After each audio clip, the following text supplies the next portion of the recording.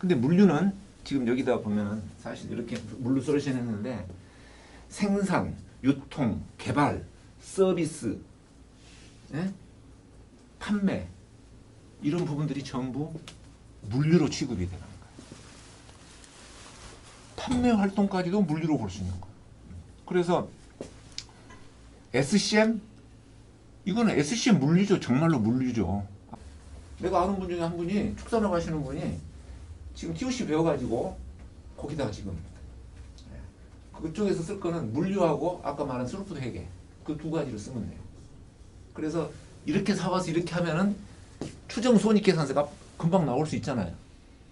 다른 거 하지 않고 그냥 TI, OE로만 구분해서 그 축산업 운영하는 것을 생각하면은 아주 간단하게 그 시뮬레이션이 가능해. 얼마에 사서 얼마에 내보낼 거냐? 그러면 뭐예요? 사료값 얼마 들어가고. 재밌잖아. 근데 그게 뭘 응용한 거냐? DBR을 응용하면 돼. 또 병원에 환자 관리하는 거, 병원 관리하는 거, 환자 한 명 한 명이 물류라고 그랬잖아요. 흐름 있잖아요. 근데 기가 막힌 게 그 병원 관리를 하는 그 로직이 어디서 나오냐? 프로젝트 관리 로직하고 똑같아요. 물류라는 것은 이렇게 어떤 수주 개발 생산 유통 판매도 될 수 있고 공정 1, 2, 3, 4 털려가는 것도 물류고 접수 검사 진료 수납하는 거 병원이죠. 또 물류고 개발 유통 SCM 이거 뭐예요? 접촉 상담 계약 납품 수금하는 거 판매 관리 영업부 판매 관리도 물류예요. 그런 데서 접근할 수 있다 그 말이에요. 뭐예요? 이 파이프 그림에서 그런 개념이 나오는 거예요. 뭐 흘러가는데 소가 흘러가든 환자가 어디 진료를 받으면서 부서를 옮겨 다니든 MRI를 찍든 흘러가는 거야. 이동하는 거야. 근데 캐파에 한계가 있어요. 여기에. 물류는 항상 캐파를 생각해요. 물리적인 캐파. 그게 제약이고 병목이에요. 다 여기에 전부 다 물리적인 캐파를 생각을 해야 돼요. 그래서 이 물류에서는 TOC 집중개선 프로세스 이 루프를 씁니다. 이게 무슨 지속적인 개선 과정 이렇게도 하고 다른 데서도 이런 그 루프나 이런 사이클을 많이 이야기를 해요. 린이든 다른 데서든 또 아마 식스 시그마도 이런 비슷한 루프로 하는데 이거는 그냥 제약 중심으로 어떻게 하면은 지속적으로 이런 그 개선 활동이 일어나게 할 것이냐 하는 그런 건데 아무튼 이게 5 포커싱 스텝에서 OFS란 말로 쓰기도 해요. 5 포커싱 스텝. 그림으로 나와 있어요. 먼저 제약을 찾아요. 병목. 물리적인 거. 그 다음에 이게 최대한 활용될 수 있도록 이 부분을 효율을 100%로 높이는 거야. 이 부분을. 그런 다음에 요구에 맞춰서 투입을 조절을 해줘. 그러니까 병목에 맞춰서 투입을 하는 거예요. 투입량을 조절하는 게 첫 번째예요. 이게 엄청난 효과가 있어. 그러니까 아까 베트남 이야기 하셨습니까? 효과 있었다고. 이것만 잘해도 효과가 있는 거야. 투입만 조절을 해도 돼. 그러니까 이 투입 조절하는 게 쉽지가 않아. 투입 조절하려면은 사장이 이해를 해야 돼. 그러면 돼. 근데 사장이 이해 못하면 투입 조절이 안 돼. 야, 인마 왜 놀아? 이게 노는 것이거든. 놀면은 큰일 나는 걸 생각해. 그게 효율이야. 항상 가동률 100% 빵빵빵 돌아가야 돼. 무슨 소리야? 그러면 그럴수록 오히려 손해라는 걸 사장이 알아야 돼. 그것만 해도 효과가 있어. 그 다음에 필요하면 이제 캐파 병목을 개선을 하는 거야. 그러면 병목이 바뀌잖아요. 이제 여기 커졌으니까 얘가 병목이 돼. 그럼 다시 또 이놈에 맞춰서 투입을 또 통제를 해야 돼. 그러니까 물류의 포인트는 뭐냐? 병목 캐파에 맞춰서 투입을 통제하는 게 일단 포인트 중에 포인트예요. 일단 그거부터 해야 돼. 그래야 투자 없이 생산량이나 아웃풋을, 스루풋을 20% 이상 높일 수 있는 게 거기에 있어요. 설비 투자하지 말고 우선 거기부터 해라. 그러면 재고도 줄고 리드타임도 짧아지고 생산량이 늘어나는 거예요. 투자 없이 생산량이 늘어나는 비결이 캐파의 병목에 맞춰서 투입을 통제하는 거예요. 그래서 자, 물류의 2대 장애물은 뭡니까? 능력 부족. 그 다음에 또 하나는 변동성이에요. 그래서 이 변동성 관리를 어떻게 할 거냐가 이제 흐름을 개선하는데 굉장히 중요한 부분입니다. 변동성이란 게 뭐예요? 결품, 불량, 뭐 오류 이런 건데 물류에서. 근데 이 중에 제일 큰 게 뭘까요? 변동성이라는 것은 계획대로 안 되고 뭔가 빵꾸 나는 거예요. 뭐가 빵꾸가 제일 잘납니까? 물류에서. 작업자가 느닷없이 술 먹고 와서 뭐 근무를 태만한다든가 어디 가서 코로나 걸려가지고 일을 안 한다든가 그런 요인이 제일 크겠습니까? 그거는 아주 극히 일부야. 그리고 지속적인 것도 아니고 어쩌다가 응? 그리고 돌발적인 거야. 그런 것은 사실 큰 문제가 안 돼. 뭐가 제일 문제냐? 결품, 이게 문제. 빵꾸 나는 거. 미리 준비 안 해가지고 빵꾸 나는 거. 그래서 물류에서 이 두 가지를 해야 되는데 캐파에 맞춰서 투입을 통제하는 거 하나, 그 다음에 변동성에 대한 대책을 가지고 가. 가장 큰 게 이거예요. 불량은 하루아침에 고쳐지는 게 아니에요. 그럼 불량 나고 이런 거는 조금 여분을 가지고 가는 거예요. 아, 그렇게 해서 여분 가지고 가는 것은 투자란 말이야. 그거 대비 더 많이 만들어 많이 팔면은 효과 있는 거잖아. 오케이? 근데 가장 큰 치명적인 거는 결품줄. 이거를 잡아야 돼. 그거는 큰 이론도 별로 필요가 없어. 그 부분의 이슈가 공유가 되면 돼. 그래서 미리 챙기면 돼. 이거는 스케줄링. 이게 이제 그 변동성에 대한 이야기예요. 자, 요 예제는 더 고래 나온 예제입니다. 그거를 내가 좀 편집을 해서 알기 쉽게 이렇게 해놓은 거예요. 공정 2개를 가지고 생산을 해 나갑니다. 여기는 캐파가 시간당 평균 25개야. 여기는 캐파가 시간당 25야. 평균이 붙고 안 붙었어. 그 차이가 있어요. 오케이. 현재 정오 12시예요. 그러면 1시간에 25개씩 만들어낼 수 있죠. 그러면은 100개를 만들어서 납품하려고 하는데 4시간이면 되잖아요. 그러면 12시니까 여기서 1시간 작업해가지고 넘기면은 1시에 넘기겠잖아요. 그러면 여기서는 1시부터 5시까지 4시간 작업하면 100개 나오겠죠. 그게 이 그림이야. 캐파 25개, 25개. 근데 여기 함정이 뭐냐?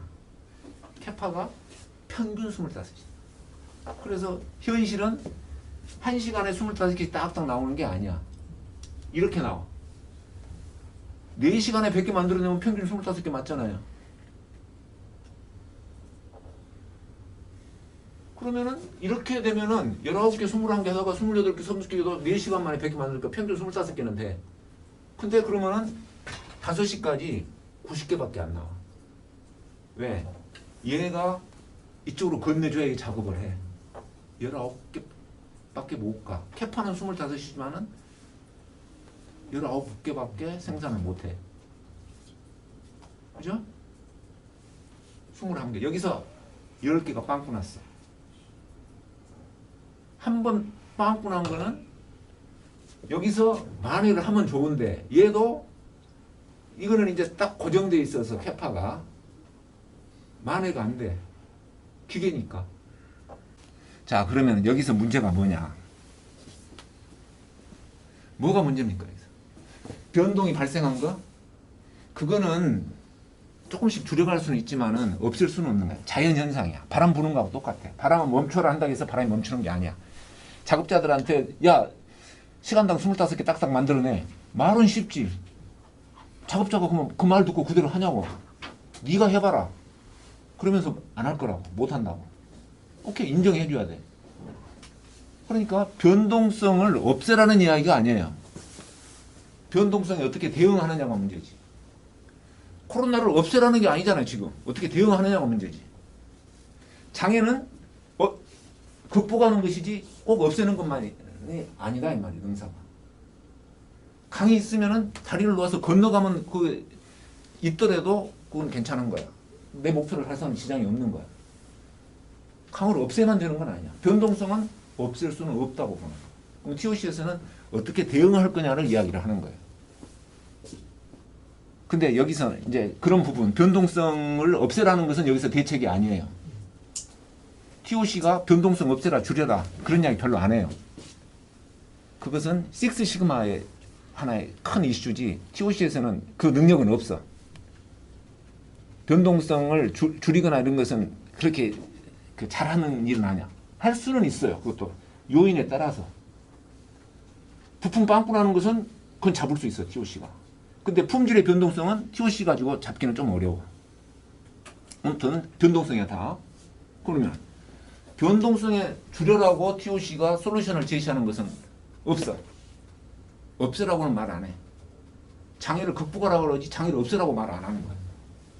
못해. 그러면 여기서 이슈는 뭐예요? 어떤 부분에 눈을 돌려야 됩니까?